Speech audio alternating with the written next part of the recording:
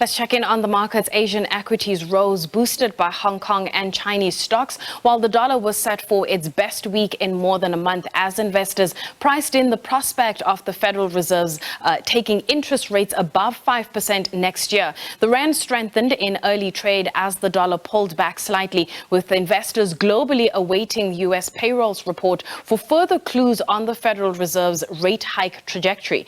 Locally, MTN Group is selling its Afghanistan business to Beirut-based M1 New Ventures for 639 million rand as Africa's largest wireless carrier continues to reduce its presence outside of the continent. MTN shares rose as much as 5.2% in early trade, paring year-to-date losses to about 20%.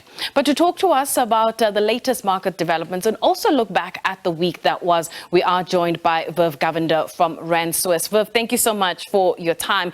Given what we're seeing when it comes to market developments following the Fed rate increase and the BOE, what's your sense or assessment of the market right now?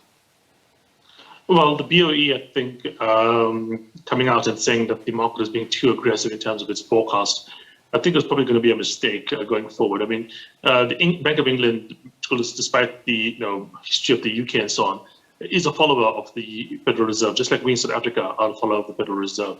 If the Fed raises interest rates significantly from here, which they indicate there's a possibility they might, we're going to have to follow them.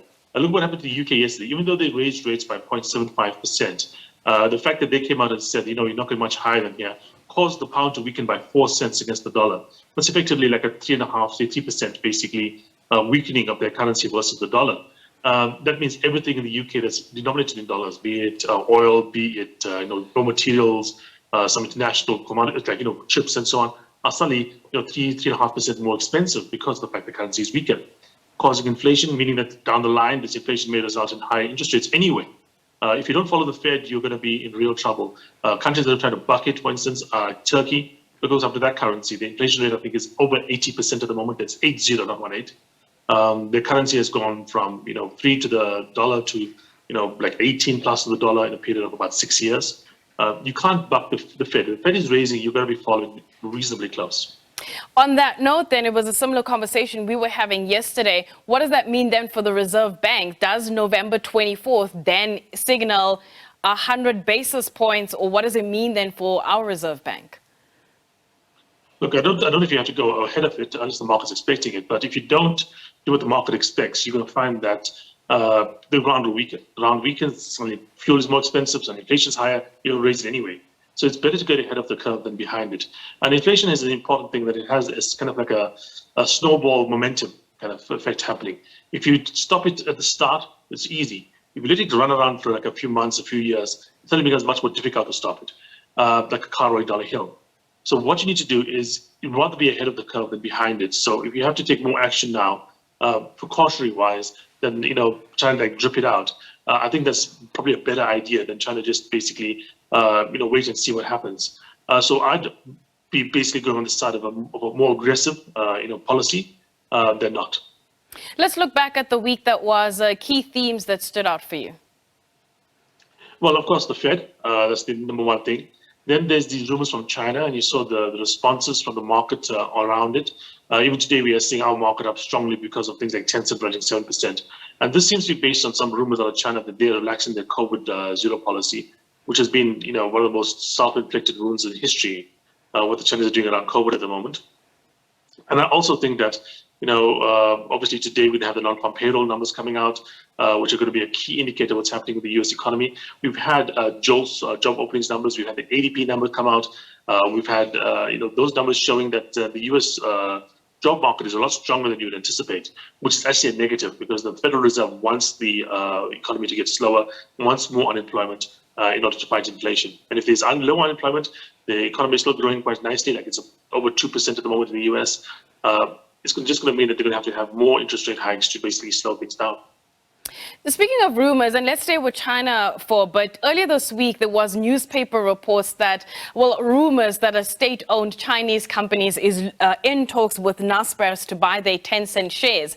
And we were all debating it in our news meeting about whether it might actually happen or not, what would be the implications if Naspers were to consider it? I mean, we're seeing other companies, pull out like SoftBank and the like.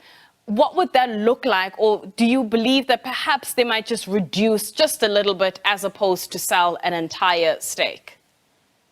Well, if they did sell, I would say that it would be, and they would have to basically distribute that entire dividend to the shareholder. The reason being is that they've shown very little ability elsewhere to basically maximize growth for the money they got in. They've had one. Naspers basically has won the lottery ticket once, 2 decades ago. They bought something and it went up 4,000 times, not 4,000%, 4,000 times in value in 2 decades. So of course, that's going to result in something incredible. If they were to sell to the Chinese company and get those proceeds, any kind of argument for saying, oh, we should keep the majority of this money to basically reinvest in other things, you don't buy the lottery ticket twice. It would be like in the best interest of shareholders to basically distribute all those earnings, or the majority, like 90+%, to the shareholders, and then maybe retain a smaller bit of Naspers. Again, I don't think it's in management's interest, because you go from running a 100 billion trillion rand company to basically running a company that's much smaller. So I don't think management wants that. Every management wants to have the biggest company they can have be managed by them. Obviously, it results in higher fees, higher earnings, higher wages, and so on for them. So I think it gets their interests. But I think if you could get a deal done, if you look at the discount that's offered by Naspers versus its holding in Tencent, from the point of view of the shareholder, it's a no-brainer. If the Chinese company was offering a fair value, or even slightly lower than a fair value for Tencent, and this was distributed entirely to Naspers shareholders, the Naspers share price would go up dramatically from here. Oh, wow. Viv, definitely, I suppose a conversation for another day. I wanted to ask you another question, but we've run out of time. Thank you so much for that. That is Viv Govender from Rand Swiss. And as he did mention, we are looking ahead to that non-farm payrolls data. 200,000 jobs is the expectation for October. We are expecting volatility, especially when you look at the Rand. However, that is it from me. When we come back, we'll have SME on point. And up next, Nompumelelo Sizeba will take over until 3 p.m. So goodbye.